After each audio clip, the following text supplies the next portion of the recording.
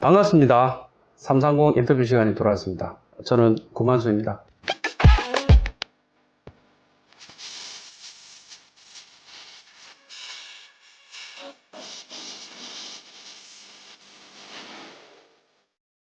삼3 0 인터뷰 시간이 돌아왔습니다. 반갑습니다.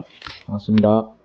자, 오늘 모신 우리 오늘 게스트는 외국인 투자회사 아주 큰 회사입니다. 거기에 상무님으로 계시면서 나름대로 상당한 부를 축적하신 우리 한금택 상무님을 모셨습니다. 자, 반갑습니다. 안녕하십니까. 네. 본인 소개 한번 좀 해주시죠. 회사는 이제 용산에 있는 코리아에 근무를 하고 있고요. 광명에서 부동산 투자를 조그맣게 하고 있습니다. 그래서 교수님 뵌 지는 한 7년 정도 돼 있고, 지금 카톡방에도 좀 오래 있었습니다. 제가 이런 인터뷰 자리에 나올 자격이 있나, 이렇게 좀 한참 KTX 타고 오면서 생각을 많이 했었는데요.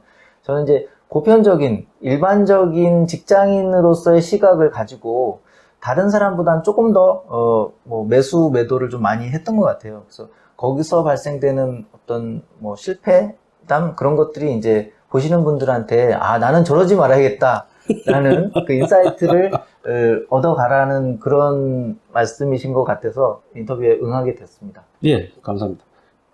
잠시 우리 한금택님을 이야기를 좀 해보면, 제가 오래전에 알게 된 동생이랑 동생이고, 근데 이제 처음에 이렇게 만났을 때는, 진짜 투자를 너무 많이 했더라고. 너무 많이 해가지고, 이거 어떻게 해결을 하지? 그런데 이제 다들 근데 이제 상황이 그때는 또 그러긴 했어요. 그래서 상당히, 괜찮은 물건도 많이 가지고 있고, 아마 그때 당시에 우리가 일단 100억 이상 되지 않을까, 우리 뒤에서 그렇게 이야기를 했었는데, 처음으로 좀 이렇게 좀 돌아가서, 여러분들한테 이제 도움이 될 만한 이야기가 있지 않을까 해서 모셨습니다. 지금 회사에도 사실은 고위직이지 않습니까? 예, 그런데, 임원이세요. 근데 이제 부동산에 관심을 가지게 된, 동기라 그럴까? 계기라 그럴까? 어떤 게 있을까요? 저는, 예, 맞습니다. 외투법인에 지금은 이제 디렉터로 있긴 한데요. 누구나 이제 처음 시작할 때는 이제 사원이지 않습니까? 그래서 저는 그렇죠. IMF 때, 예, 2천만 원 가지고 결혼했습니다.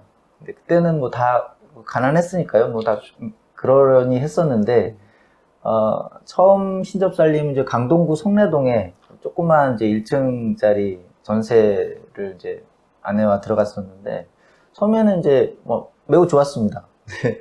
위층에서 자꾸 이제 층간소음이 발생해서 그런가 보다 했었는데, 이게 약간 소리가 좀 달라서 자세히 들어보니 이게 쥐였던 거예요. 쥐가? 네. 두두두두두두두.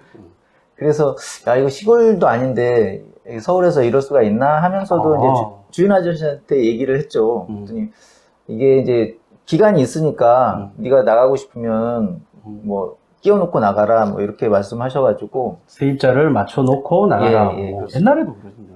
그래서 다 원래 그런가 보다 하고 이제 그냥 살았죠. 그렇죠. 그냥 살려고 했는데 와이프가 자꾸 아픈 거예요. 저도 그때 좀 갑자기 천식을 얻어가지고 도저히 안 되겠다. 직접적인 연관은 없지만 그래도 좀 이사 가는 게 좋겠다 해서 이제 다른 사람을 힘들게 이제 끼워놓고 이사를 했어요. 근데 네. 하는 날에 한번 좀 봐보자 하고 이제 주인이 이제 결국은 안 되겠다 싶었는지 천정을 뜯더라고요. 천정을. 네, 제 이사 가는 날. 네. 그래서 봤어요. 근데 정말 지금도 이제 생각이 나는데 거의 변기를 머리에 이고 살았던 거예요. 쥐똥? 예. 그게 너무 심하게 있고, 그래서 과연 여기서 살 수 있을까 해서 그날 좀 많이 제가 충격을 받았고, 일단 아내한테 너무 미안하더라고요. 아내한테? 예. 내가 이렇게밖에 제공을 못 해주는구나. 그리고 또 저 자신한테도, 저 자신한테도 너무 제가 미웠고, 그래서 만약에 이제 이게 내 집이었으면 당장 뜯었겠죠. 그래서 이제 그때 내 집을 얻어야겠다. 어떻게든 내 집을 사야겠다. 이렇게 이제 결심하는 계기가 됐고. 그래요. 근데 또 다행인 게 IMF가 이제 살짝 벗어나는 시기였기 때문에 그때 또 우리나라에 또 재테크 열풍이 또 불었지 않습니까? 그래서 그때 다음 카페에 텐인텐, 아, 그다음에 그렇죠. 선한 부자 이런 이제 그렇죠. 카페 활동을 좀 열심히 하면서 좀 많이 지식을 좀 얻고 또 경험도 좀 얻게 되는 그런 계기가 됐습니다. 아, 보자. 그러면 벌써 한 26년, 5년 이런 정도 됐다, 그죠? 그러면 나름대로 성공했다. 이 정도면 나는 괜찮게 투자를 한 것 같다라고 생각하시는 이런 사례들이 있으면 좀 말씀해 주시겠습니까? 사실은 뭐 성공 사례는 별로 없습니다. 대부분 실패 사례인데 그냥 운이 좋다 보니까 1차적으로 제가 이제 운이 좋았다고 말씀드린 거는 광명에 이사를 가게 됐어요. 광명에 예. 성대동에서 광명으로 갔다? 예, 그렇습니다. 근데 광명에 이사 갔을 때 네. 광명에서는 막 재개발이 16개의 구역이 한꺼번에 시작되는 그런 단계였고 그래서 굉장히 많은 이제 액티베이션이 일어나는 그런 시장에 제가 알지도 못하고 그냥 뛰어들었던 겁니다. 그런 과정에서 이제 뭐 모든 구역에 뭐 이제 한번 팔고 사고를 해봤어요. 아, 그래요. 근데 그 중에서도 제가 지금도 이제 갖고 있긴 한데 42평 분양권을 갖고 있어요. 조합원 분양권을. 네. 근데 그 갖게 된 계기는 광명은 잘 사는 분들이 없어요. 대부분 다 조금 어려우신 분들이 이제 그 거주를 하고 계셨었는데. 그러니 재개발 하겠죠? 예, 맞습니다. 그러다 보니까 다른 재개발 구역하고 전혀 분위기가 다른 겁니다. 다른 재개발 구역 같은 경우는 이제 대부분 84나 이제 큰 규모 사이즈 타입을 원하시고 선호를 하시는데 이 광명 같은 경우는 특이하게 59 스퀘어, 예, 59제곱미터만 원하시는 거예요. 그래서 거기에 정말 박투식의 경쟁을 하시는 거예요. 그러다 59를 받기 위해서. 예, 맞습니다. 오히려 이제 84는 뭐 별로 관심들이 없으시고 그런 마당에 112 타입이 이제 큰 거를 받으신 조합원이 이제 사연이 있으셔서 이제 시장에 내놨는데 아무도 관심이 없죠, 당연히. 지금 59를 사야 되는데 112는 전혀, 왜냐면 이제 그 추가 분담금이 좀 많지 않습니까? 그렇죠. 예. 그런 부분들에 대한 부담감 때문이었을 것 같은데 일단 이 물건이 시장에 풀리고 한 4개월 정도 손님이 없었어요. 다른 건 되게 잘 팔렸는데 그래서 이제 결국은 이게 84가 그때 당시에 피가 한 4억 5천 정도 됐었거든요. 근데 얘는 110인데 2억까지 떨어진 거예요, 프리미엄이. 진짜요? 예. 그래서 이거는 뭐 제가 그냥 사도 그게 몇 년도쯤 되세요? 그게 19년도쯤 됐던 것 같습니다. 예. 그래서 그때 이제 매수를 할 때 교수님한테도 한번 잠깐 살짝 여쭤봤던 것 같은데 그 카톡방에도 없었고 그냥 유튜브로 잠깐 여쭤봤었는데 그게 이제 희귀성 그런 부분에 대해서 교수님이 살짝 말씀해 주셨어요. 그러니까 희귀한 물건은 나중에 조금 가치가 있을 수 있다 이런 좀 힌트를 주셔서 이건 해도 되겠다 해서 이제 가져오게 된 그런 케이스입니다. 그러면 요즘하고는 많이 반대되는 그런 현상이었다, 그죠? 예. 42평짜리, 그래, 피 2억에 주고 샀는데, 그게 지금 어느 정도예요? 글쎄요, 아직 이제 내년에 입주합니다. 그래요? 내년에 입주인데, 그 비슷한 84, 그러니까 왜냐면 이제 그게 지금 1구역 같은 경우가 3,400, 거의 3,500 세대 되거든요. 근데 112 타입은 19세대예요. 근데 그 주변에 이제 84를 봤을 때 지금 한 12억, 10억에서 12억 정도 하거든요. 그래서 제 생각에는 그 84 기준으로 조금 더 하지 않을까 뭐 이런 생각하고 있습니다. 분양가가 얼마였어요? 조합원 분양가는 5억 5천. 5억 5천이었습니다. 예. 그러면은 적어도 피가 10억은 되겠다, 그죠? 따져보면? 뭐, 그럴 수도 있을 것 같습니다. 인생이 완전히 바뀌어졌네요. 부럽습니다. 그거랑 좀 비슷합니다. 비슷한 제가 이제 얘기고. 다른 구역들 다 있는데, 좀 진짜?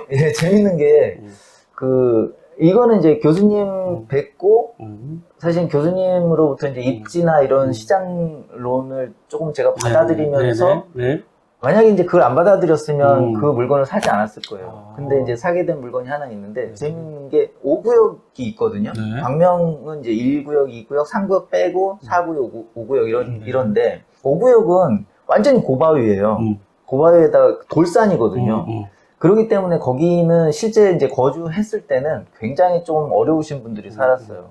그래서 피도 굉장히 낮고, 예, 거래 금액도 굉장히 낮았는데, 마찬가지로 아까 말씀드린 것과 같이 5구가 이제 그랬기 때문에 그 당시에 이제 그 분양 설계를 5구를 거의 75% 정도 하고 거기도 2,800세대인데 8사가 200세대만 설계를 한 거예요. 그리고 나머지 다 5구.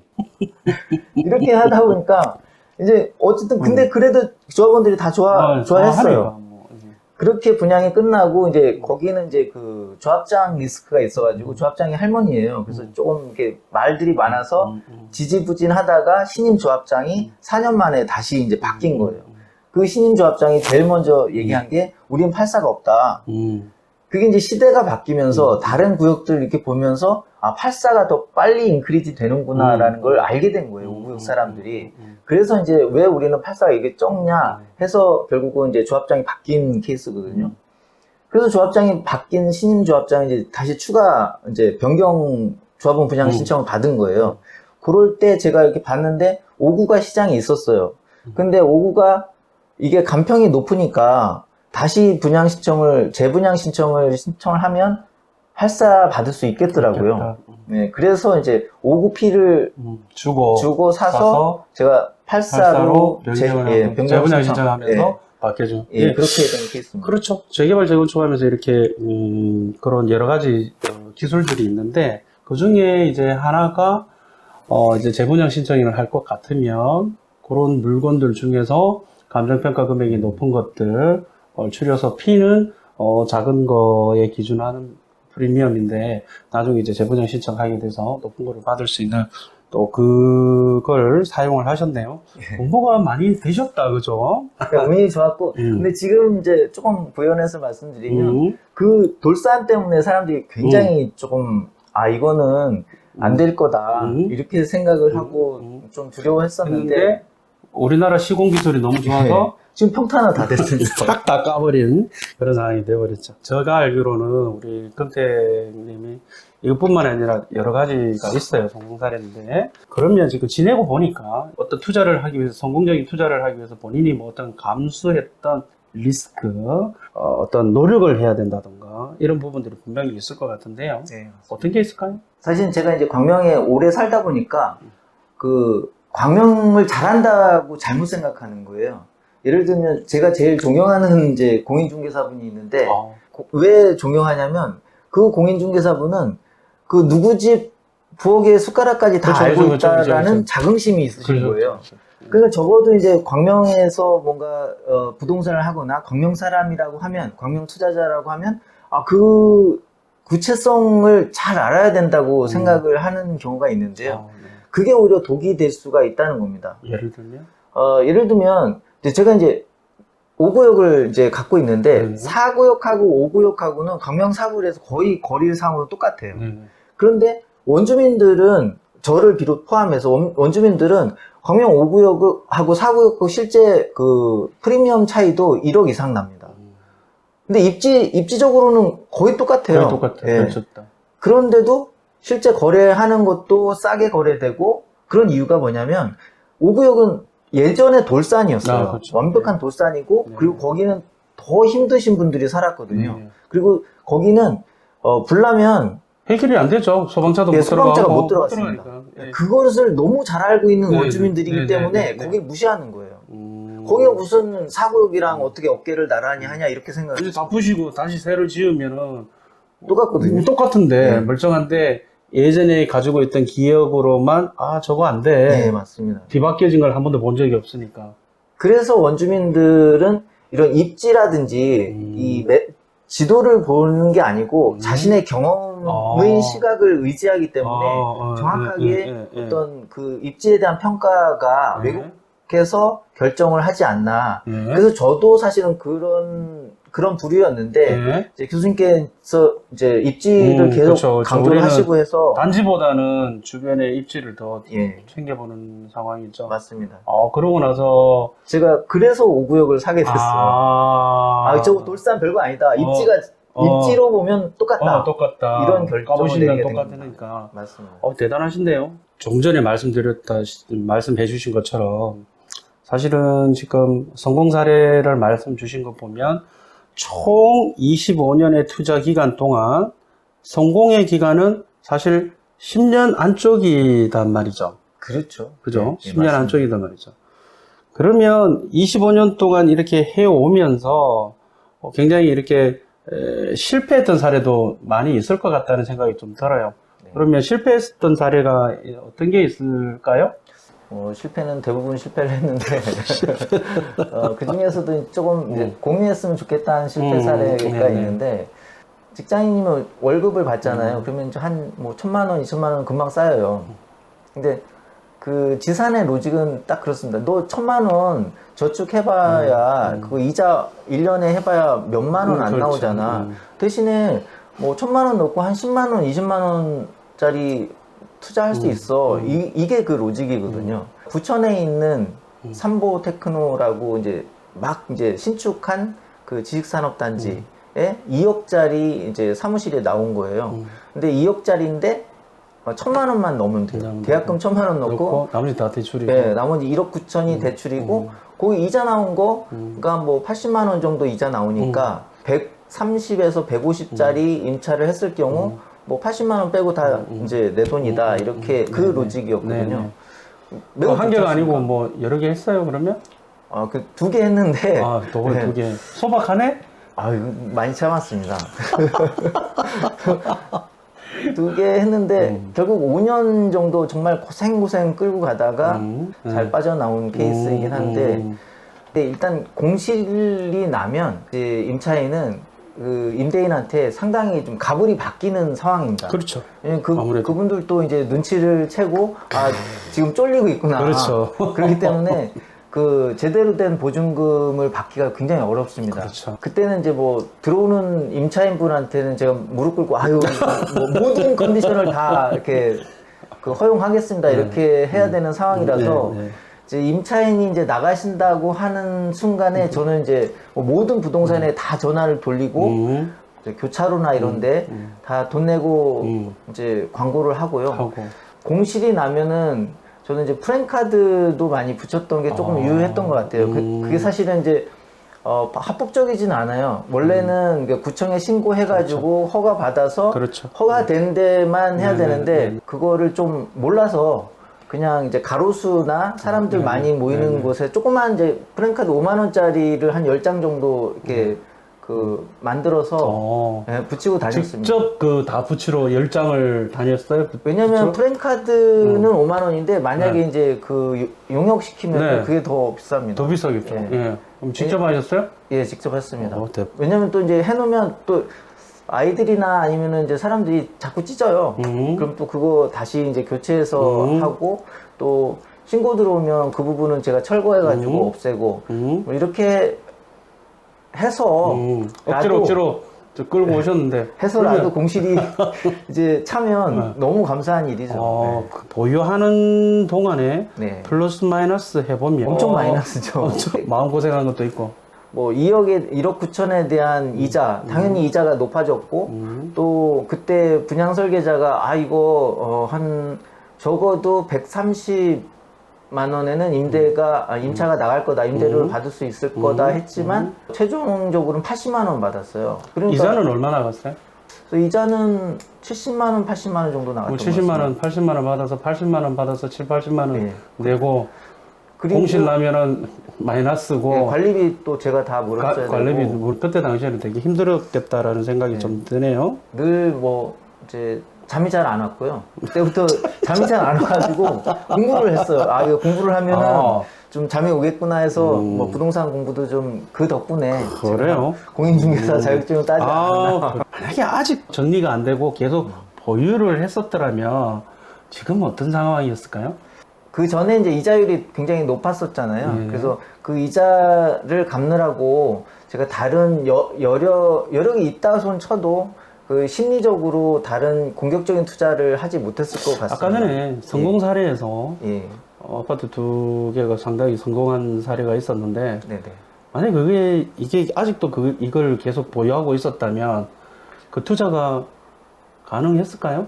저는 불가능했다고 봅니다. 진짜 이제 직장인도 그렇고 본인도 직장인이시고 그렇잖아요. 직장인들한테 꼭 뭐 한마디 해주고 싶은 조언, 충고 뭐 이런 게 있을 수 있을까요? 제가 한 가지 빠뜨린 게 있는데, 네네. 그러니까 저도 그렇긴 한데 돈이 통장에 쌓이는 거를 잘 못 견뎌 하시는 분들이 많습니다. 근데 그 돈의 사이즈가 다 틀리거든요, 사람마다. 한 2, 3천만 원도 이거 굉장히 큰 거란 말이에요. 그렇죠. 그렇게 느껴지기 때문에 내가 어떻게 번 돈 1억인데 내가 어떻게 번 돈 2, 3천인데 그냥 통장에만 있으니까 얘가 뭔가를 해야 될 것 같아요. 빨리 뭐 어딘가 가서 그렇죠. 돈을 벌어와야 될 것 같아요. 네, 네. 그렇기 때문에 그 통장에 있는 돈을 계속해서 세이브하지 못하고 그 작은 돈을 계속해서 좀 모이면 그게 결국은 힘이 되는데 그 모아진 강력한 힘이 될 때까지 규모를 갖지 못하고 먼저 부스러뜨리는 거예요. 그 힘을 파워를 발휘할 수 있는 최소한의 시드머니라 그럴까요? 네.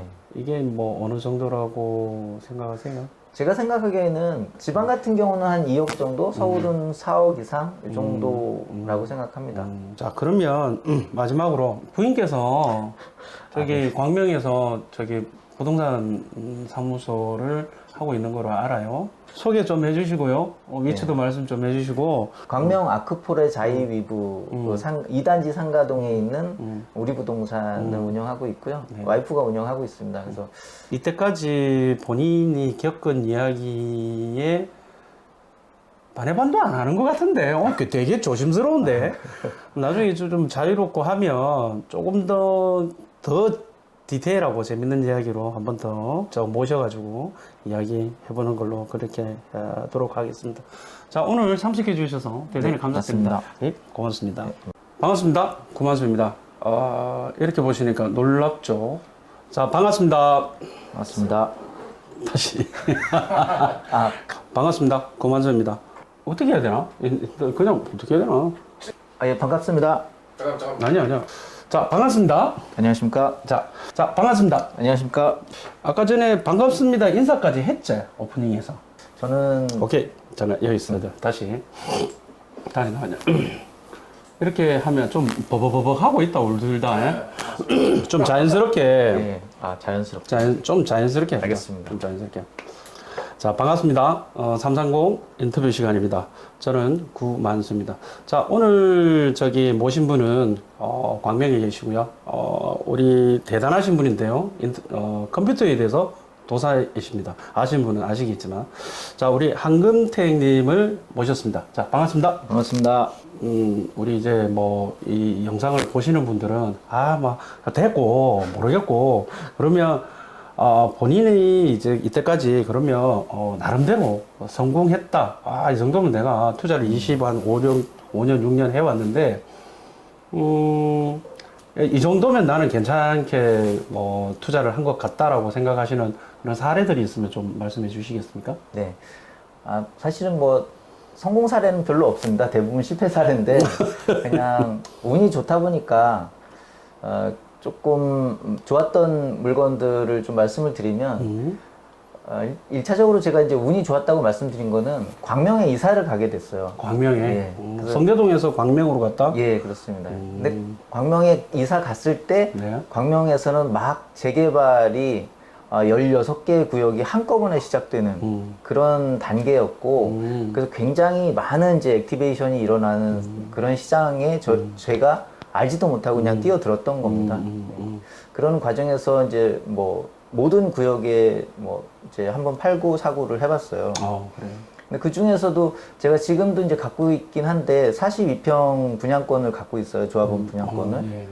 근데 그 갖게 된 계기는 광명은 잘 사는 분들이 없어요. 대부분 다 조금 어려우신 분들이 이제 거주를 하고 계셨었는데. 그러니 재개발 하겠죠? 예, 맞습니다. 그러다 보니까 다른 재개발 구역하고 전혀 분위기가 다른 겁니다.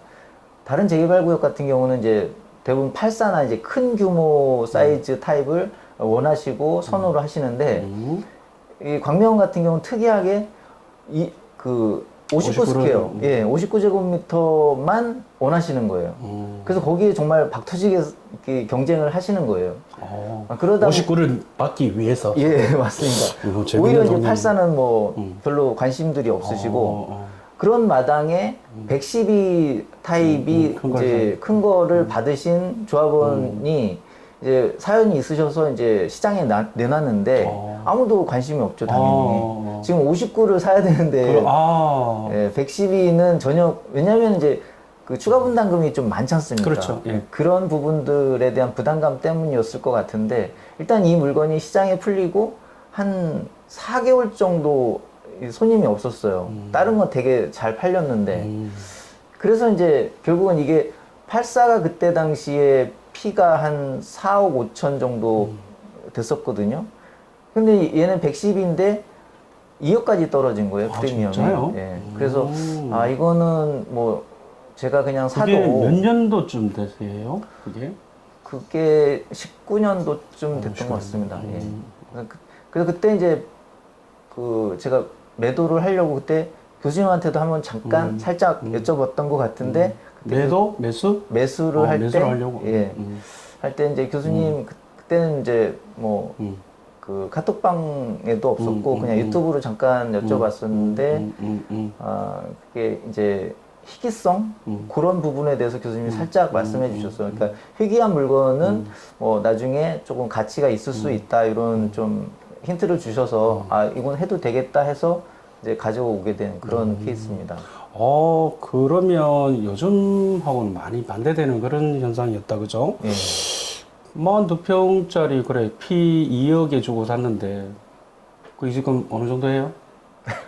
글쎄요, 그 아직 이제 내년에 입주합니다. 그래요? 네, 내년에 입주인데, 그 비슷한 84, 그러니까 왜냐면 이제 그게 지금 1구역 같은 경우가 3,400, 거의 3,500 세대 되거든요. 근데 112 타입은 19세대예요.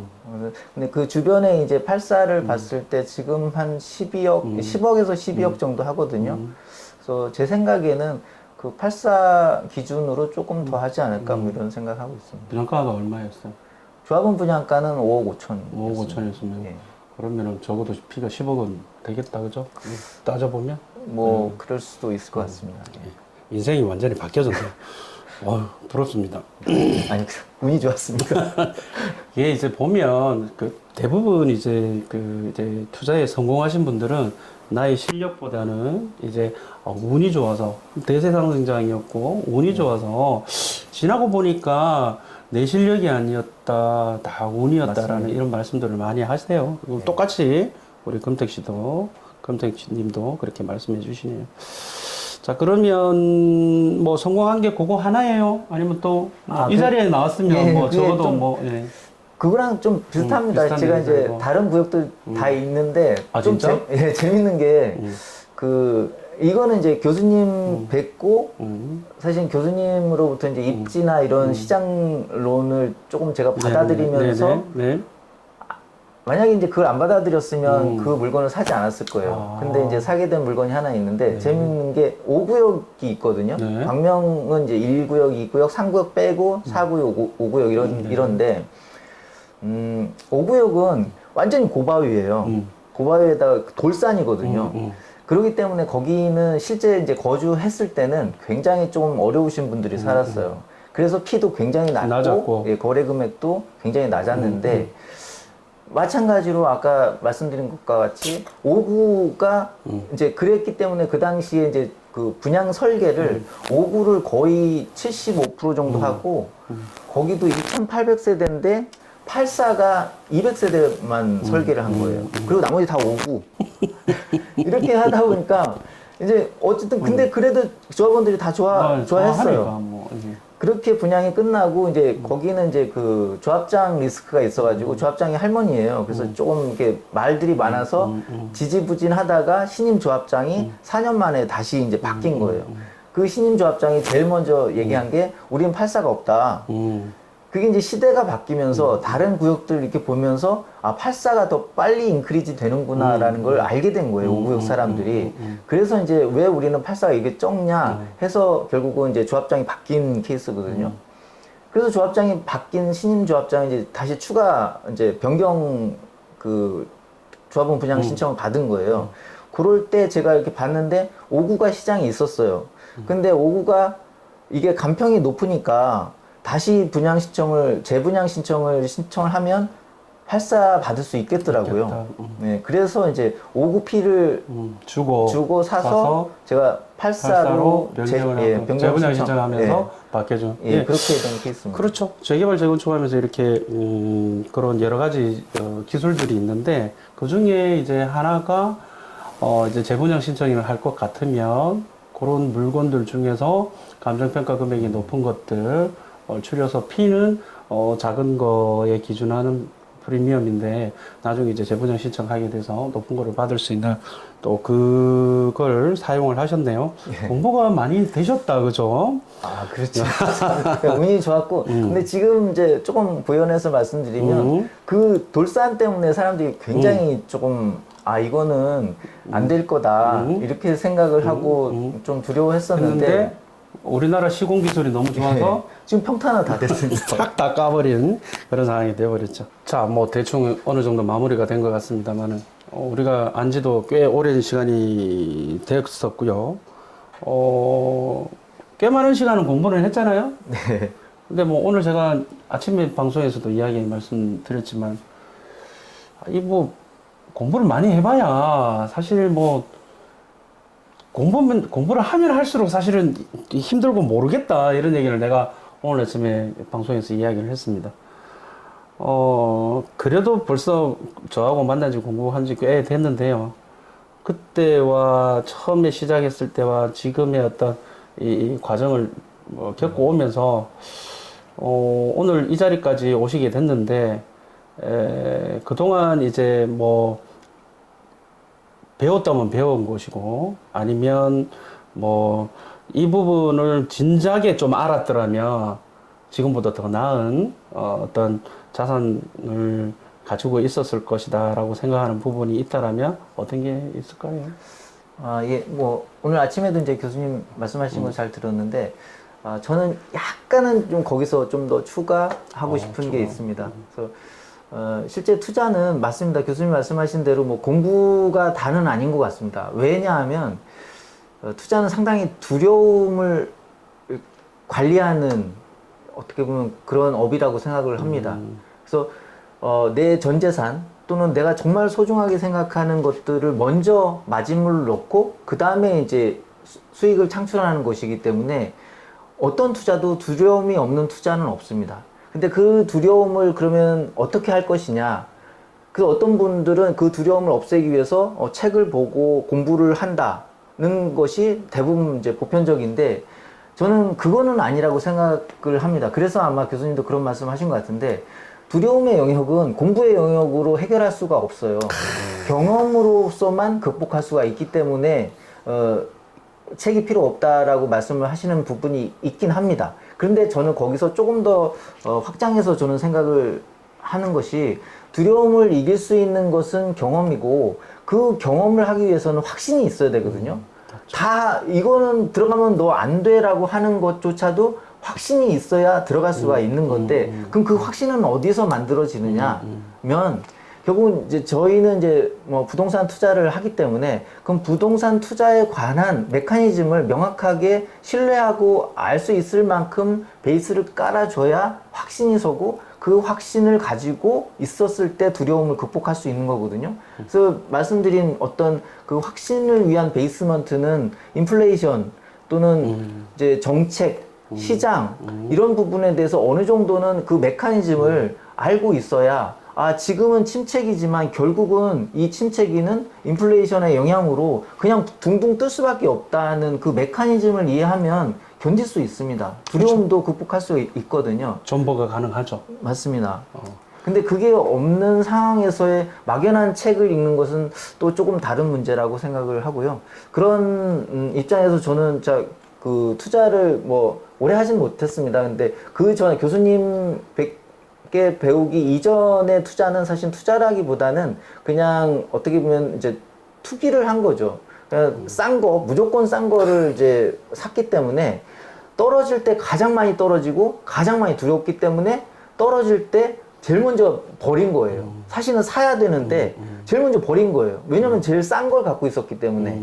그리고 시장이 막 올랐을 때는 사실은 적절하게 먹고 버려야 되는데 그때 저는 이게 이게 이만큼 올라가는데 얘는 안 올라가네. 그럼 얘를 사야겠다 하고 반대로 올라갈 때 산 겁니다. 정반대의 행동을 하게 되는 거죠. 그렇기 때문에 어느 정도 그 자본주의와 인플레이션의 메커니즘을 알아야지만이 확신이 서고 그 확신 속에서 사이클링을 잘 탈 수 있다라고 생각합니다, 교수님. 그래요. 그래. 그런 믿음, 그 믿음을 가지고 투자를 했을 때는 좀보다 할 수 있고, 다리도, 시간이 지나면 해결해 주겠지. 이런 생각을 하게 되는 것인데, 그러한 믿음이 말씀하신 대로, 자본주의 국가에서 일어날 수밖에 없는 인플레이션, 통화량 팽창, 이런 부분을 굳건하게 믿을 수 있어야 된다. 그 믿을 수 있는 그 믿음은 단순하게 책만 봐서는 해결이 사실은 안 된다. 오늘 좋은 말씀 잘 듣고요. 마지막으로 인사 한번 해주시죠. 특별하게 우리 좀 아는 사람들 사실 많은 건데, 그죠? 많은 사람인데, 인사 한번 해주시죠. 아, 예, 저는 잘 먹고 잘 살자던가. 예, 우리 카톡방 그 회원분들은 사실은 다 어느 정도 이제 고수셔서 특별하게 이제 제가 말씀드린 거는 이제 정말 시작하시는 분들 또는 잘 모르시는 분들이 좀 참고하셨으면 좋겠고요. 또 우리 카톡방 분들은 항상 이제 너무 많이 참여를 하고 계시는데 또 항상 침묵을 지키고 계신 분들도 많습니다. 그래서 사실은 이제 저희가 이제 매월 회비도 내고 그러는데 조금 더 왕성하게 활동을 하시고 또 질문도 많이 하는 속에서 또 가져가는 것도 많이 있다고 저는 생각하거든요. 그래서 제가 사실 처음에 이제 교수님한테 많이 혼도 나고 또 그랬지만 그것이 결국은 저한테 이득입니다. 제가 한마디 욕 먹으면 그 욕 자체가 저한테는 큰 이득이거든요. 저는 그렇게 생각합니다. 금택님이 처음에 우리 톡방에 왔을 때는 질문을 어마무시하게 많이 했어요. 지금 이제 이야기 들어보면 그때도 투자를 한참 했을 때였는데 정말 질문을 많이 하고 그랬었어요. 요즘은 질문보다는 본인의 글을 올려서 좀 이렇게 예전의 경험 이런 얘기를 지금 많이 해주고 계시잖아요. 필력도 대단히 좋아요. 우리 지금 최 PD가 아까 전에 인사하면서 아니 이게 얼굴은 그 글솜씨하고는 다른 얼굴인데요. 이럴 정도로 필력은 대단하십니다. 제가 봤을 때도 엄청나게 글을 잘 써요. 그래서 앞으로 계획은 글 쓸 계획 이런 것도 사실 있는 걸로 알고 있는데 책을 준비하고 있다는 얘기를 들었어요. 어떤 네.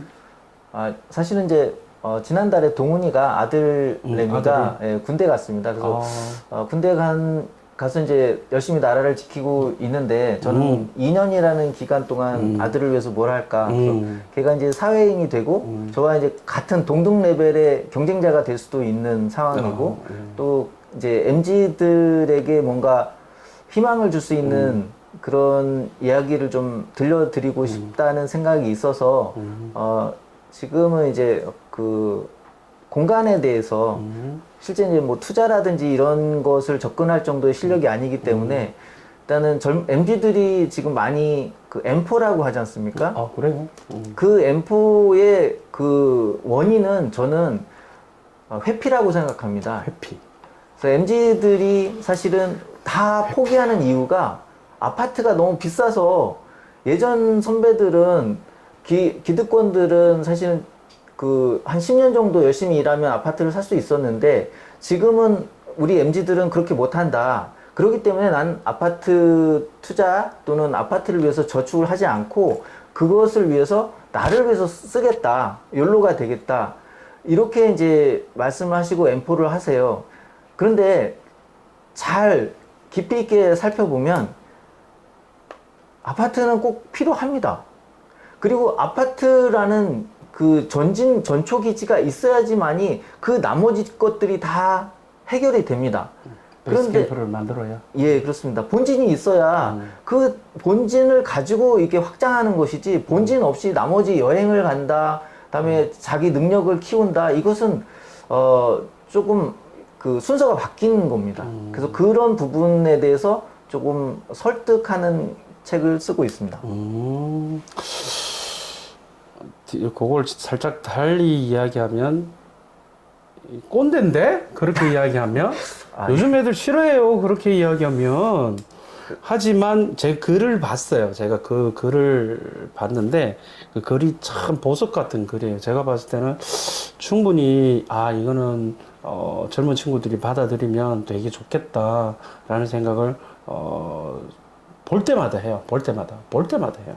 그래서 하여튼 뭐 그 아드님도 무사히 그 군대 생활 하시고 우리 금택님도 또 좋은 글 많이 써서 그 마음이 전달될 수 있도록 이렇게 되어서 그 친구들이 건강하게 사회의 일원이 되었으면 하는 마음입니다. 자, 그러면 성공적인 이야기를 해주셨어요. 그런데 이제 지나고 보니까 네. 성공 사례가 제가 알기로는 우리 금택님이 이것뿐만 아니라 여러 가지가 있어요. 성공 사례인데 근데 이제 뭐 자랑질 해도 되긴 되는데 뭐 본인이 좀 그 이야기를 저 하시니까 그런데 그러면 지금 지내고 보니까 25년, 26년 이렇게 지내고 보니까 그 투자를 이렇게 성공적으로 이끌기 위해서 본인이 이제 처음부터 성공했을 것도 아니었을 것이고, 뭐 본인이 어떤 투자를 하기 위해서, 성공적인 투자를 하기 위해서 본인이 뭐 어떤 감수했던 리스크, 이런 게 뭐 좀 있을까요? 그게 뭐 저는 사실은 이제 교수님 뵙기 전에는 시장이나 입지나 이런 걸 전혀 알지 못했어요. 그러면서도 이제 뭔가 투자를 해야겠다고 생각을 했기 때문에 거기서 최선을 다했던 거는 개별 물건에 굉장히 좀 집중했습니다. 개별 물건에 집중했다는 얘기는 그러니까 결국은 요 집이 똑같은 컨디션의 요 집보다 얼마나 쌌냐 이런 것만 주축으로 봤어요. 그러다 보니까 굉장히 좀 편협한 생각, 또 시장이 이제 이렇게 좋을 때는 뭐 아무 문제가 없는데 시장이 꺾이면 굉장히 힘들었다. 그리고 말씀드렸던 대로 이제 제가 5구역이라든지 1구역에 다른 사람이 안 사게 돼서 저가로 그렇죠. 떨어진 그런 물건을 이제 살 수밖에 없었는데 개별성을 가지고 그럴 때 이제 주변에서 특히 이제 와이프가 왜 그런 걸 사느냐 그 산꼭대기 돌산을 사면 안 된다 이렇게 이제 주변에서 많이 말리는 것을 조금 제가 논리를 세워서 이거는 입지적으로는 괜찮다. 입지적으로는 괜찮다. 앞으로는 괜찮을 거다. 지금은 이렇다 이렇지만, 하더라도 그런 생각들을 어떻게 보면 이제 그 두려움에 대한 극복을 할 때 가장 좀 용기가 필요했고 좀 저 나름대로 고민을 많이 했던 것 같습니다. 그래요. 그 용기를 가지기 위한 어떤 믿음이 있어야 되거든요. 네. 그 믿음이 결과적으로 지금 생각해보면 개별 상품성의 비교보다는 전체적인 입지가 더 중요하다. 이런 말씀을. 맞습니다. 예. 자, 그러면, 그런 성공을 하기 위해서 이런저런 뭐 생각들을 많이 하셨고, 노력도 하셨고, 방금 말씀하셨던 것처럼 그 어떤 리스크를 부담하기 위한 또 뭐 입지라든지 이런 거 생각을 많이 하셨을 것 같은데, 그러면 개별적으로 그렇게 만들기 위해서 뭐 특별하게 뭐 공부를 하신다든가 이론적인 공부를 하신다든가 아니면 실제적인 뭐 물리적인 공부를 한다든가 뭐 이런 게 있으셨나요? 사실 이제 혼자는 아니었고요. 그러니까 처음에는 다 개별적인 물건만 하다가 결국 어떤 때는 이제 나 진짜 투자 잘하는구나 이렇게 생각을 하다가 실패 사례를 몇 개 거치면서 이게 아닌가 보다. 결국은 이제 다른 뭔가가 있을 것 같다는 생각을 하고 있었던 차에 다행히 이제 운이 좋아서 교수님을 이제 만나게 됐고. 그래요? 그 이후에 이제 제가 인플레이션이나 시장론, 입지론을 잘 좀 제가 열심히 한번 받아들였던 것 같아요. 그러면서 이게 결국은 개별성도 중요하지만 시장의 흐름을 따라서 가야지만이 사실은 투자를 잘 할 수 있겠다 이런 생각을 했습니다. 사실 제가 이제 광명에 오래 살다 보니까 그 광명을 잘한다고 잘못 생각하는 거예요. 예를 들면 제가 제일 존경하는 이제 공인중개사분이 있는데 네. 왜 존경하냐면 그 공인중개사분은 그 누구 집 부엌에 숟가락까지 다 그렇죠, 알고 그렇죠, 있다라는 그렇죠. 자긍심이 있으신 그렇죠, 거예요. 그렇죠, 그렇죠. 그러니까 적어도 이제 광명에서 뭔가 부동산을 하거나 광명 사람이라고 하면, 광명 투자자라고 하면 그 구체성을 잘 알아야 된다고 생각을 하는 경우가 있는데요. 네. 그게 오히려 독이 될 수가 있다는 겁니다. 예를 들면? 예를 들면 이제 제가 이제 5구역을 이제 갖고 있는데 4구역하고 5구역하고는 광명 사거리에서 거의 거리상으로 똑같아요. 네네. 그런데 원주민들은 저를 비롯 포함해서 원주민들은 광명 5구역하고 4구역하고 실제 그 프리미엄 차이도 1억 이상 납니다. 근데 입지적으로는 거의 똑같아요. 거의 똑같아. 예. 그렇다. 그런데도 실제 거래하는 것도 싸게 거래되고 그런 이유가 뭐냐면 5구역은 예전에 돌산이었어요. 그렇죠. 완벽한 네. 돌산이고 네. 그리고 거기는 더 힘드신 분들이 살았거든요. 네. 그리고 거기는 불나면 해결이 안 되죠. 소방차도 예, 못 소방차가 들어가고 못 들어갔습니다. 들어가니까. 예. 그것을 너무 잘 알고 있는 네, 원주민들이기 네, 때문에 네, 네, 거길 무시하는 거예요. 음. 거기가 무슨 사구역이랑 어떻게 어깨를 나란히 하냐 이렇게 생각을 완전 다 부시고 다시 새로 지으면은 똑같거든요. 똑같은데 네. 멀쩡한데 예전에 가지고 있던 기억으로만 저거 안 돼. 네, 맞습니다. 뒤바뀌어진 걸 한 번도 본 적이 없으니까. 그래서 원주민들은 이런 입지라든지 지도를 보는 게 아니고 자신의 경험의 시각을 의지하기 때문에 정확하게 어떤 그 입지에 대한 평가가 왜곡해서 결정을 하지 않나. 그래서 저도 사실은 그런 부류였는데 이제 교수님께서 이제 입지를 계속 그렇죠. 강조를 하시고 해서 단지보다는 주변의 입지를 더 예. 챙겨보는 상황이죠. 맞습니다. 그러고 나서 제가 그래서 5구역을 사게 됐어요. 저거 돌산 별거 아니다. 입지로 보면 똑같다. 똑같다. 이런 결정을 까보시면 내리게 된 똑같으니까. 맞습니다. 대단하신데요. 뭐 엄청난 비약적인 발전인데요. 그때 제 주변에서 제일 저를 바보라고 했어요. 왜 그런 돌산을 사냐. 거기는 아니다 이렇게 하시는 이제 같은 동네 사람들이 많으니까 거긴 아니다라고 말씀을 하셨고 또 여기 더 가깝잖아요, 거기가. 맞습니다. 2구역이나 7구보다 훨씬 더 가깝습니다. 대단한 판단을 하셨는데 근데 지금은 어떤 것 같아요? 지금은 보면 지금도 원주민이 어느 정도 계실 것이고 지금은 한 30% 정도 그러면 있으세요. 지금 계시는 분들의 이렇게 말씀하시는 걸 이렇게 들어보면 그때야 별반 차이가 없어요. 아니면 지금은 그때에 비해서 막 이렇게 신축들 많이 올라가서 준공이 돼서 입주가 된 곳도 있으니까 그런 걸 바라보면서 느끼고 있는 것들이 달리 있는 건지. 사실은 이제 지금도 그냥 그분들 그 생각을 하고 별 차이 계세요. 없다? 예. 결국은 이제 나중에 이제 지어지고 또 시세가 돼야지. 형세가 입주하고 시세가 다른 곳보다 이제 형성이 되면 높게 형성이 되면 그때도 모를 것 같다는 생각이 좀 드는데요. 그죠? 왜 미쳤네 저거 왜 저렇게 가격이 올라가만 이야기할 뿐이지 이해 못하는 거. 맞습니다. 그죠? 계속 있을 수 있겠다라는 생각이 사실은 듭니다. 저도 원주민의 한계를 벗기까지가 굉장히 좀 시간이 많이 걸렸습니다. 왜냐면 개별적인 물건이 제일 좋다고 생각했는데 입지가 그것을 중요하다라는 부분에 대해서 완벽하게 느끼게 되셨네요. 맞습니다. 입지는 정말 중요합니다. 여러분들도 입지가 뭐가 그렇게 중요하냐라고 생각하시는 분들이 계시는데요. 그 입지에 대한 성공 사례라든지 본인이 그걸 한 번도 그런 성취감을 느껴보지 못해서 그런 게 아니겠나 그런 생각도 사실은 좀 해봅니다. 그렇군요. 그러면 이제 조금 전에 말씀해 주신 것처럼 사실은 지금 성공 사례를 말씀 주신 거 보면 총 25년의 투자 기간 동안 성공의 기간은 사실 10년 안쪽이단 말이죠. 그렇죠. 그죠? 네, 10년 맞습니다. 안쪽이단 말이죠. 그러면 25년 동안 이렇게 해오면서 굉장히 이렇게 실패했던 사례도 많이 있을 것 같다는 생각이 좀 들어요. 그러면 실패했던 사례가 어떤 게 있을까요? 실패는 대부분 실패를 했는데 그 중에서도 조금 이제 공유했으면 좋겠다는 실패 사례가 있는데 예, 맞습니다. 제가 이제 전까지는 이제 개별적인 물건에 뛰어들어서 거의 뭐 조금 먹고 그 다음에 많이 잃고 뭐 이런 바보 같은 짓을 계속 했었는데 그 중에서도 보면 상가 투자가 제일 마음이 아파요. 그래서 이제 제 주변에 이제 상가 전문가라고 굉장히 이제 전문성 있고 맨날 이제 상가만 얘기하시는 분의 말을 듣고 그 신축 상가를 한번 찾아가게 됐어요. 그래요.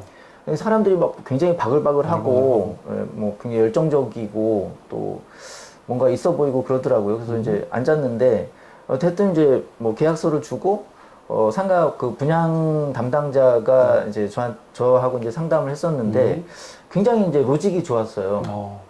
그 자리에서 계약을 했어요. 얼마나 좋았길래요? 그러니까 5억짜리였는데 그러니까 논리는 심플합니다. 그러니까 5억짜리 상가를 사서 3억 대출에 2억 내 돈 이제 넣고 그러면 3억이면 뭐 보통 이제 이자가 한 150만 원 나올 테니까 그럼 이거 치과를 이제 여기 임차를 주면은 병원 치과 병원을 임차를 주면은 월세 한 350 정도 나온다. 옆 건물도 그러니까. 그러면 당신은 2억 넣고 매달 200만 원씩 생활비가 생긴다. 굉장히 좋지 좋네요. 않냐. 그래서 이제 굉장히 이제 좋은 것 같아서 바로 계약을 썼죠. 했고 계약서 쓸 때가 준공 시점과 얼마나 남아 있었어요? 저는 준공하고.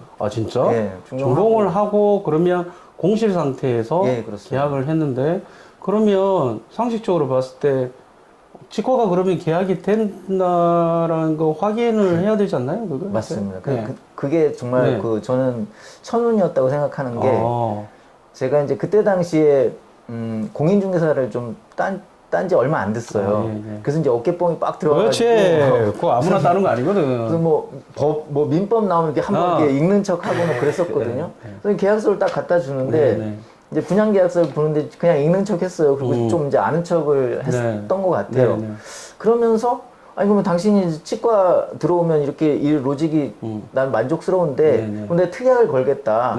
잔금을 그 임차인 입주 시점에서 잔금을 치르는 조건으로 하겠다 하고 특약을 쓰려고 했는데 특약 쓸 란이 없더라고요. 이미 딱 이렇게 규정된 그 레포트로 나왔기 때문에 그래도 저 그냥 그거 쓰고 수기로 쓰고 이제 도장 찍고 그 내용을 임차인이 들어왔을 때에 잔금을 치겠다. 맞습니다. 정말 잘하셨네. 근데 사실 그게 좀 잘난 척 하느라고 쓴 거거든요. 나 이런 것도 알아 이렇게 하려고 썼는데 결국은 이제 계약하고 임차인이 뭐 2개월 후, 3개월 후 계속 들어온다고 했던 임차인이 없어지고 6개월 지났는데도 공실로 계속 있고. 그래서 이제 제가 그 담당자한테 계속 이거 어떻게 할 거냐 했는데 담당자는 이제 사실 대책이 없었던 거죠. 대책이 없죠. 그래서 저는 사실 이제 1억 버릴 생각하고 그 시행사 회장님을 찾아갔어요. 안 만나 주셔가지고 이제 문 앞에 계속 한 이틀 서 있다가 만났고 그래서 그 자리에서 회장님이 흔쾌히 알았어 그럼 계약서 찢어버리고 1억 바로 주시더라고요. 너무 이제 뭐 좀 터프하시지만 좀 좋으신 회장님이셨고 뭐 내용이 그런 아주 디테일하게 사실은 굉장히 중요한 부분이었는데 그게 들어가서 그래도 저는 계약금 1억 날리는 줄 알았는데 회장님이 그때 이제 그 자리에서 그 담당자한테 전화를 해서 얼마나 심하게 욕을 하시는지. 근데 그 욕의 그 요체는 뭐였냐면 왜 특약을 그런 걸 넣었냐. 그러니까 뭐 잘못해서 그런 게 아니고 특약을 왜 넣었냐. 그렇지. 아니 특약 넣게 되면 이제 결과적으로 소송까지 가게 되면 그 특약으로 인해서 분명히 유리한 어떤 결과를 이끌 수 있기 때문에 아마 그렇게 또 그 회장님이 나이스해서 그런 게 아니라 그걸 보니까 지게 생겼거든. 그래서 이렇게 특약이라는 게 되게 중요하다라는 거 여러분들도 좀 알아주셨으면 좋겠고 그러면 실패한 게 아닌데? 그 지사는 진짜 실패했습니다. 그거 말고 또 그런 많습니다. 그래서 지식산업단지 그것도 말씀 좀 해주시죠. 그거는 그러니까 보통 이제 저도 이제 뭐 그 직장인인데 직장인이면 월급을 받잖아요. 그러면 한 뭐 1,000만 원, 2,000만 원 금방 쌓여요.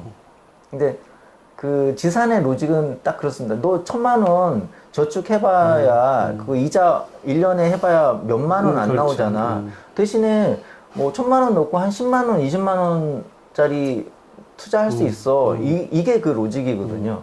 그래서 이제 제가 실패한 거는 그 그러니까 부천에 있는 삼보 테크노라고 이제 신축한 그 지식산업단지에 2억짜리 이제 사무실이 나온 거예요. 근데 2억짜리인데 1,000만 원만 넣으면 돼요. 계약금 1,000만 원 넣고 나머지 다 대출이고. 네, 나머지 1억 9천이 대출이고 거기 이자 나온 거가 뭐 80만 원 정도 이자 나오니까 130에서 150짜리 임차를 했을 경우 뭐 80만 원 빼고 다 이제 내 돈이다 이렇게 그 로직이었거든요. 매우 한 개가 괜찮습니다. 아니고 뭐 여러 개 했어요 그러면? 그 2개 했는데 두 개. 소박하네? 많이 참았습니다. 2개 했는데 결국 5년 정도 정말 고생 끌고 가다가 결국 너무 감사하게도 이제 실제 그 공장에서 생산을 하시는 이제 업자분을 네네. 만나서 네네. 제가 산 금액 그대로 돌려드리고 너무 감사하게 잘 빠져나온 케이스이긴 한데 그러면 어떤 면에서 고생스러웠어요? 그걸 보유하고 있으면서.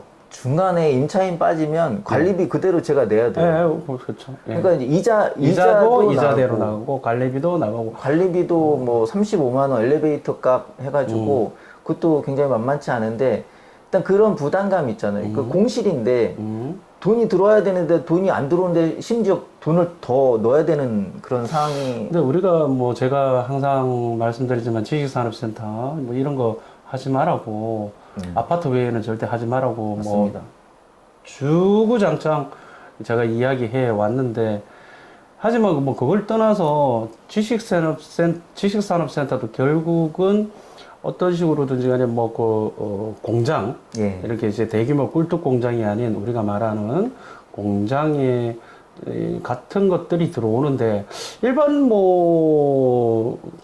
우리 그 주택 같으면 그냥 단순하게 이제 살림집이니까 2년만 있다가 나가고 뭐 그럴 수는 있긴 한데 지식산업센터 같은 경우는 아무래도 뭐 공장 개념의 중소기업이 들어오게 되는데 그렇게 공실이 돼요? 한번 들어오면 계속 쭉 익지 않나요? 회사가 망하지 않는 다음에 있을 것 같은데? 제 경험으로는 그러니까 이제 지구가 있지 않습니까? 상업지구, 네네네. 뭐 택지지구 이런 게 네네. 있는데 결국은 지식산업센터는 상업지구에 신축을 올릴 수밖에 없는데 네네. 거기까지는 괜찮을 수 있어요. 네네. 근데 그 지구가 넓지 않습니까? 그렇죠. 계속 져요. 계속 짓지. 예. 네. 그러기 때문에 공실이 발생합니다. 대체재가 계속 예. 발생하고 또 임대료가 낮아지고 하니까 그쪽으로 옮겨가게 되고 맞습니다. 더 좋은 입지로 가게 되고 그 안에 지구에서도 그죠? 처음에 제가 이제 1차 삼보 지산에 9층에 이제 사무실 2개 임대 내고 있었는데 2차가 생긴 거예요. 근데 2차는 훨씬 더 임차료도 저렴하고 시스템도 더 좋은 더 거예요. 좋고. 새로 나왔으니까. 그렇죠. 예, 그러니까 여기 있는 이제 임차인들이 요번 기간까지만 하고 이거? 다 이사 가겠다는 거예요. 그래서 저는 그러면 낮춰드릴게요. 아니면 다른 이제 임차인을 구해야 되는데 새로운 임차인 다 이쪽에만 관심이 있지 구축인 지산보다는 네네. 예, 그렇기 때문에 공실이 계속 발생하는 겁니다. 그래서 발생을 하는구나. 뭐 거의 다 실패를 하셨다는데 우리가 보면 우리 시청자분들께서는 사실은 성공한 것도 굉장히 중요하지만 이렇게 실패한 것에서 어떤 배우는 거 있잖아요. 이런 것들이 상당히 좀 중요하거든요. 말씀대로 그런 상황들을 보유하면서 굉장히 힘들었을 것 같은데 그 중에서 뭐 힘든 부분들은 어떤 부분이 있었어요? 가지고 있으면서 뭐 언젠가는 내가 처리를 하긴 하겠는데 그 처리를 하는 과정 중에서 좀 힘들었던 부분이라면 어떤 게 힘들었어요? 그러니까 뭐 말씀드렸듯이 버티는 거죠. 일단 그 버틴다는 게 어디 뭐 책을 보고 책에 나와 있는 것도 나와 있는 것도 아니고 상담을 해서 이거 버티세요 그럼 버티는 거구나 근데 하는 해결되는 거지. 것도 아니고 팔아주는 것도 예, 아니고 순수하게 경험이고 그 경험이 뭐냐면 내 돈을 계속 들이면서 그 기간을 계속 버텨야 되는 거거든요. 그렇죠. 그러니까 지금 이렇게 옆에 보면 막 남들은 뭐 돈을 벌었다 네네. 또 차곡차곡 좀 쌓고 있다 네네. 이런 레이스를 펼치고 있는데 네. 나는 오히려 까먹고 있으면서 있고. 거기에 대한 어떤 해결책 실마리도 없고 그런 경우에 이제 그걸 이제 어떻게든 버텨야 되는데 그때 믿음이나 확신이 없으면 조금 뭐 안 좋은 생각할 수도 있고 아니면은 아예 물건을 그냥 진짜 패대기 칠 수 있는 상황인 거죠. 그렇게 뭐 2-3번 정도 하면 사실 다시는 이제 트라우마가 생겨서 그런 쪽으로 안 가는 맞습니다. 경우도 좀 많이 봤습니다. 그러면 또 질문을 하나 드리면 제가 알고 있는 금택님은 제가 판단할 때는 좀 만난 지가 오래됐기 때문에 나름대로 안정적인 투자를 지금 하고 있고 소기의 성과를 이렇게 가지고 있다라고 달성을 하셨다고 저는 판단을 해서 이렇게 이 자리에 모셨습니다.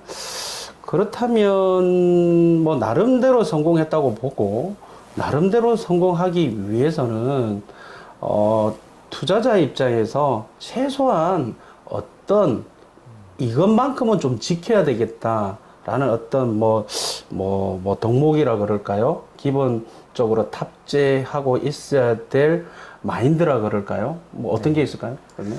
그래서 뭐 제가 그렇게까지 이제 이런 그냥 제 경험을 말씀을 드리겠습니다. 그렇죠. 제가 뭐 감히 뭘 그렇게까지 드릴 만한 상황은 아니고, 근데 저는 이제 그 직장인으로서 투자를 많이 했어요. 그러니까 직장인으로서 투자를 하다 보니 직장인 마인드는 절대 부동산에서 성공할 수가 없더라고요. 지금 진짜요? 제가 반출을 해보니까 그 이유는 이 성공이나 리스크 관리에 대한 그 방법론? 그게 정반대예요. 그러니까 예를 들면 저는 이제 직장인이니까 네. 매달 월급을 받지 않습니까? 네네. 그러면 그 월급을 계속 저축을 해서 그러니까 직장인으로서 성공이란 뭐냐면 조금씩 모아서 키워나가는 것이 성공이다. 모든 뭐 그게 굉장히 이제 맞는 얘기고 성공학적으로도 연습을 계속 되풀이하면 한 레벨 또 올라가고 그 레벨을 바탕으로 해서 또 키워가고 이게 이제 어떻게 보면 리스크를 관리하는 차원에서의 성공인데 제가 하는 부동산은 그 정반대이기 때문에 그렇습니다. 그래서 무슨 말이냐면 부동산은 더 큰 것이 더 안전한 거예요. 더 싼 거는 위험한 거고 비싼 거는 안전한 거예요, 부동산은. 그런데 이 직장인들, 일반인들의 생각하는 성공이나 또는 자산들은 작은 것이 잃어도 안전하다고 생각한 거예요. 그렇기 때문에 조금씩 시작을 해야 되겠다고 생각을 하시기 하는데 때문에 조금씩 할 때마다 다 잃어버리는 그렇습니다. 상황이 벌어지는 작은 것은 더 위험한 것을 이제 리스크가 더 많다는 것을 그걸 좀 스킵을 하시면서 그건 투자해서 저도 마찬가지로 그런 경험을 했고 그래서 직장인들은 좀 마인드를 성공에 대한 마인드가 부동산은 좀 다르다 처음부터 그래서 좀 안전한 것에 대한 어떤 생각을 좀 바꾸는 것이 어떻겠나 이런 생각을 합니다. 그렇다면 저도 항상 질문을 받는 게 그거거든요. 직장인은 돈이 부족하고 돈이 없어서 돈만 많으면야 내가 직장을 다니겠느냐 회사를 다니겠냐 당장이라도 내가 프리하게 자유롭고 싶은데 그런 생활을 조금 벗어나고자 해서 뭐 재테크 특히 이제 부동산 좋다 하니 부동산 투자를 한번 해볼까 하는데 금택님께서 지금 이야기하다시피 작은 것이 더 오히려 위험하고 큰 것이 더 안전하다라면 이 직장인들 입장에서는 한숨을 쉴 수밖에 없는 상황이에요. 왜냐? 돈이 없어서 돈이 부족해서 그런데 내가 이제 돈이 부족하니까 접근할 수 있는 것은 작은 물건밖에 없는데 리스크가 큰 물건. 그럼 이럴 때는 어떻게 하면 좋을까요? 본인도 그 길을 참 걸어왔잖아요. 그건 이제 좀 어려운 얘기인데 저는 그냥 제 경험으로는 사실은 제일 좋은 거는 입지와 시장을 잘 간파하고 공부를 잘 해서 거기에 흐름을 타는 것이 정도이고 맞다고 생각을 하는데 근데 말씀하신 대로 뭐 없는 돈에 어떤 부동산에 대해서 투자를 좀 하고자 한다고 하면 제 방식은 그랬어요. 그러니까 이제 입지를 모르고 또 여러 가지 분석하기 어려운 상황이기 때문에 또 직장 다니면 바쁘잖아요. 그래서 바쁜 상황에서 또 여러 가지 공부하기도 어렵고 해서 제가 썼던 방법은 제가 아는 지역, 제 동네도 있을 수 있고 제가 아는 한돈의 가장 넓은 지역에서 제일 비싼 아파트 또는 저 수준에 어느 정도 맞다고 생각하는 아파트 근처나 그 아파트에 월세로 들어가는 겁니다. 월세로 들어가면 적어도 이제 2년은 이제 살지 않습니까? 그랬을 때 여기서 이제 경험인데요. 이거는 이제 제가 보증할 수가 없어서 경험인데 2년 동안 이제 계속 부동산에 방문을 해서 급매를 찾는 거예요. 그럼 거의 반드시 나왔어요. 한 시세 대비 1억에서 최대 2억까지 싼 물건이 반드시 나왔습니다. 근데 그거는 제가 이제 제 경험이기 때문에 보증할 수는 없는데 2년이라는 기간을 가지고 하나의 어떤 단지 내에서 여러 가지 일들이 많이 일어나더라고요. 그래서 뭐 유고하실 수도 있고 뭐 해외 급하게 이제 이민을 가셔야 되는 경우도 많이 봤고요. 그랬을 경우 어쩔 수 없이 지금 당장 이렇게 버려야 되는 물건들이 가끔은 나왔습니다. 그럴 때 제가 계속 이제 준비한 상태에서 계속 그것을 대기하고 있었다고만 하면 그 기회를 잡을 수 있었거든요. 근데 그거는 정말 운이기 때문에 저의 경험이고, 근데 저는 그게 유효한 어떻게 보면 전략이 아닐까 생각합니다. 지금 굉장히 궁금해 하실 것 같아요. 그런 경우. 저 지금 알고 있어요. 그거를 제가 예전에 이야기를 들어서 예. 알고 있는데 되게 궁금해 하실 것 같은데 이야기해 주세요. 예. 계속 그 단지에 계속 가서 금매 좀 나오면 이야기 좀 해주세요. 금매 나오면 이야기 좀 뭐 가격 떨어진 거 있으면 좀 해주세요 했는데 그게 사실은 뭐 우리 금택님한테 해당되어서 운이 좋다고 하긴 하는데 그런 경우가 잘 없죠. 잘 없긴 하지만 본인한테는 그게 이렇게 됐었잖아요. 그런 시기가 왔었잖아요. 네. 이야기해 주시죠. 궁금해 하실 네. 것 같아요. 그러니까 한 10년 정도 됐던 것 같은데, 그러니까 제가 이제 철산 우성 아파트에 살았었어요. 거기 이제 구축이기도 하고 그렇게 비싼 편은 아닙니다. 비싼 편은 아닌데 돈이 없었으니까 이제 그 저렴한 아파트에 들어갔었겠죠. 그래서 그때 월세로 들어갔는데 다른 단지에 제 옆 단지에 그 할머님이 돌아가신 거예요. 그래서 할아버님이 이제 나 이 집에서 더 이상 못 살겠다. 자꾸 이제 그 아내 생각이 나고 해서 그냥 전라도로 자기 이제 고향으로 떠나겠다 하시면서 급하게 대신에 이제 조건이 있었어요. 그러니까 그냥 현금을 그러니까 잔금이 되게 그러니까 할아버지가 이제 거의 그냥 그 자포자기 상태셨기 때문에 당장 내 통장에 돈을 넣어 요번 달까지. 근데 요번 달이 2주였어요. 그 2주 동안에 그 잔금을 다 주는 조건으로 그때 한 2억 정도 싸게 제가 구매를 했던 것 아니 같습니다. 돈이 없어서 저렴한 아파트를 살려고 하는데 그 저렴한 아파트가 2억 정도까지 싸다면 네. 정말 뭐 어마무시하게 쌌다. 본인이 참 운이 좋았다 그죠? 그 운이 모든 사람에게 오지는 않겠지만 저도 사실은 예전에 그런 비슷한 경우가 있었거든요. 그래서 이게 뭐 우스갯소리처럼 들리겠지만 그런 기회들이 사람들한테 한 번씩 오는 것 같아요. 오는 것 같은데 그 기회를 잡을 수 있느냐 없느냐는 항상 본인이 노력하고 그걸 갈구하고 희망하고 있었기 때문에 그렇게 되지 않았을까 생각을 합니다. 그러면 이제 뭐 대충 이야기도 많이 된 것 같은데 좀 이렇게 막바지로 이렇게 이제 여쭤보면 이제 직장인도 그렇고 본인도 직장인이시고 그렇잖아요.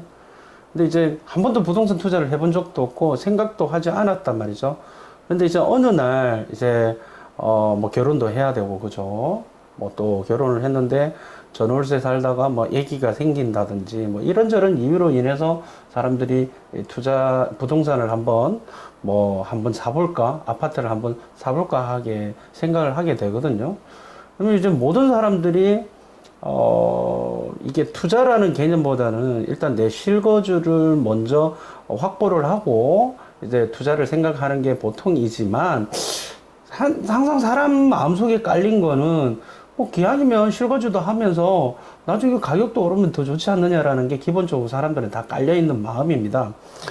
그런 측면에서 봤을 때 이렇게 어떤 투자를 처음 시작하는 직장인들한테 뭐 이렇게 뭘 하나 살려면 되게 두렵잖아요. 겁나고 떨어지면 어떡해 뭐 이런 어떤 그런 생각도 있고요. 이런 사람한테 꼭 뭐 한마디 해주고 싶은 조언 뭐 격려 또는 뭐 충고 뭐 이런 게 있을 수 있을까요? 글쎄요, 뭐 두 가지 준비한 걸 말씀을 드리면 맞습니다. 그 운이 좋은데 이제 결국은 좋은 물건이 저한테 왔어요. 그것도 굉장히 저가예요. 근데 돈이 없어요. 문제는 항상 그런 또는 지금 시장이 엄청나게 이제 활황이 돼서 제가 투자한 금액에 뭐 더블까지 뛴 겁니다. 그래서 그거를 이제 차익 실현을 해야 되는데 물건이 없는 거예요. 안 사서. 결국은 이제 시장은 교수님께 이제 제가 배운 것을 좀 응용하는 건데 그 토스콜라니의 계란이라는 책이 그런 이론이 있는데요. 시장은 항상 이렇게 사이클을 반복하면서 저점을 높여간다. 그렇다고 하면 그러니까 고점도 있고 저점도 있지 않습니까? 그러면 저는 너무 쉬운 거예요. 그냥 무릎에 사서 어깨에 판다. 이 시나리오를 갖고 가야 되는데 사람들 늘 반대로 한다는 거죠. 그래서 저점에서 사야 되는데 저점에서 팔고 고점에서 팔아야 되는데 계속 더 고점에서 사게 되고 예, 고점에서 더 사게 되고 이런 부분은 왜 그러냐면 사실 그 사이클을 이해를 안 하거나 못 하거나 해서 그렇다고 생각합니다. 그래서 시장은 항상 똑같은 단계로 돌아가기 때문에 그 단계마다 저점에서는 이제 돈이 있어야 되지 않습니까? 그 저점이 올 때까지 돈을 버는 게 맞습니다. 그리고 또 고점에서는 좀 미련 없이 더 고점은 없다. 내가 생각한 목표치가 되면 그냥 미련 없이 주택이 뭐 반려주택은 아니지 않습니까? 그래서 미련 없이 수익을 실현하고 또 조금 더 좋은 입지나 조금 더 좋은 아파트를 구하시는 거. 예. 하게 되고 그게 좋은 방법 같습니다. 그러면 처음에 투자를 처음 이렇게 시작하려고 하는 사람한테 아까 조언이라고 하셨는데 그러면 이제 이야기를 말씀을 종합해 보면 시장의 사이클을 좀 이해를 하고 너무 저점에서 살려고 하지 말고 네. 너무 고점에서 팔려고 하지 말고 적당한 선에서 사고 적당한 선에서 정리를 하고 갈아타기를 하는 게 좋다. 그렇게 하면 큰 부담 없이 갈 수 있다. 그렇게 정리가 되겠습니다. 그죠? 근데 이제 거기서 제가 한 가지 빠뜨린 게 있는데, 네네. 그러니까 저도 그렇긴 한데 돈이 통장에 쌓이는 거를 잘 못 견뎌 하시는 분들이 많습니다. 기다리지 못하는. 네. 보통 이제 근데 그 돈의 사이즈가 다 틀리거든요, 사람마다. 뭐 저 같은 경우는 한 2, 3억이면 좀 큰 돈이네. 이게 힘을 발휘할 수 있는 돈이겠다 싶은데 또 젊은 분들은 또 한 2, 3천만 원도 이거 굉장히 큰 거란 말이에요. 그렇죠. 그렇게 느껴지기 때문에 내가 어떻게 번 돈 1억인데 내가 어떻게 번 돈 2, 3천인데 그냥 통장에만 있으니까 얘가 뭔가를 해야 될 것 같아요. 빨리 뭐 어딘가 가서 그렇죠. 돈을 벌어와야 될 것 같아요. 네. 그렇기 때문에 그 통장에 있는 돈을 계속해서 세이브하지 못하고 그걸 뭐 저는 이제 비트코인은 잘 모르는데 어쨌든 비트코인에서 돈 버신 분들도 많겠지만 그건 일부라고 저는 생각합니다. 그래서 대부분 많은 사람들이 피해를 받고 많은 사람들이 손실을 봤다고 생각을 해요. 그래서 그 작은 돈을 계속해서 좀 모이면 그게 결국은 힘이 되는데 그 모아진 강력한 힘이 될 때까지 규모를 갖지 못하고 먼저 부스러뜨리는 거예요. 그거를 비트코인을 한다든지 주식을 한다든지 하셔서 물론 이제 성공하시는 분도 있겠지만 대부분은 그게 다시 부스러기 돈이 되어서 결국은 그 어느 정도 한계선에 미치는 그 파워를 갖는 돈을 못 모으시는 것 같습니다. 그러면 그 말씀을 하시는 걸 그대로 이제 옮기면 그 파워를 발휘할 수 있는 최소한의 시드머니라 그럴까요? 네. 이게 뭐 어느 정도라고 생각하세요? 뭐 제가 생각하기에는 뭐 잘은 모르지만 지방 같은 경우는 한 2억 정도, 서울은 4억 이상 이 정도라고 생각합니다. 그래요. 그렇구나. 자, 그러면 마지막으로 저기 부인께서 저기 광명에서 저기 부동산 사무소를 하고 있는 거로 알아요. 네, 맞습니다. 크던데 매우 크던데. 실내는 그래서 작습니다. 소개 좀 해주시고요. 위치도 네. 말씀 좀 해주시고 뭐 자랑 좀 해주시죠. 다른 중개업소와는 우리는 다르다. 뭐 이런 거. 저희는 뭐 이제 업소 이름부터? 예, 우리 부동산입니다. 광명 16구역 그 상가 내에 있는 우리 부동산. 아파트 이름은 뭐예요? 16구역이라고 하면 모르시는 예, 제가 분이 많죠? 예, 맞습니다. 광명 아크폴의 자이위브 그 2단지 상가동에 있는 우리 부동산을 운영하고 있고요. 네. 와이프가 운영하고 있습니다. 그래서 뭐 저희는 이제 구역별로 있어서 원래는 이제 1구역에서 사업을 하다가 16구역이 이제 최초로 입주가 됐어요. 광명에서는. 그래서 이제 그쪽으로 이사하면서 가게도 거기 냈고요. 이제 2구역이 이제 입주를 시작해서 2구역에도 또 사무실을 내야 되나 이런 고민 중에 있습니다.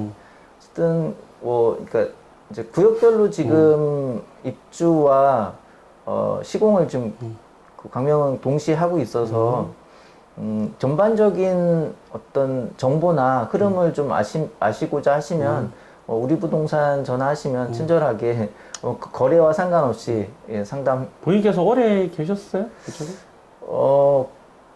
13년 정도 하고 있는 것 같아요. 진짜? 예.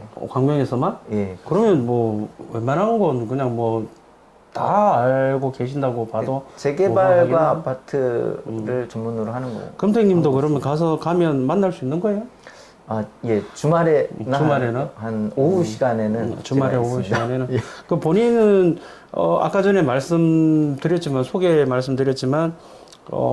외국 투자 업체에 그 임원으로 계세요. 그러면서 지금 이렇게 부동산 투자를 하고 있는데 또 공인중개사 자격증도 갖고 계시다면서요? 네, 맞습니다. 그러면 이제 상담도 해주시고 그렇게 하시나요? 가시면? 예, 그렇습니다.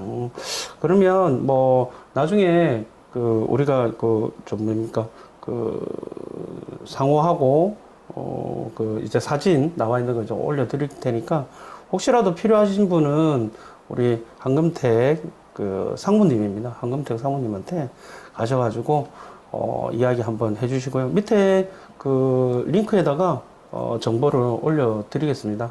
그래서 제가 사실은 저기 모자이크 처리해드릴까요? 이렇게 이야기했는데 뭐 필요 없다고 뭐 교수님이나 거의 비슷하다면서 뭐 누가 욕하려면 욕하고 뭐 남한테 욕 안 먹고 사는데 뭐 이렇게 말씀을 하시더라고요. 그러니까 나름대로 믿을만하다라고 생각을 합니다. 또 굉장히 오래됐습니다. 안지가 오래돼서 제가 봤을 때는 이때까지 본인이 겪은 이야기에 반의 반도 안 하는 것 같은데, 되게 조심스러운데. 나중에 좀 자유롭고 하면 조금 더 디테일하고 재밌는 이야기로 한 번 더 모셔가지고 이야기 해보는 걸로 그렇게 하도록 하겠습니다. 자, 오늘 참석해 주셔서 대단히 감사드립니다. 맞습니다. 네, 고맙습니다. 네, 감사합니다. 네, 감사합니다.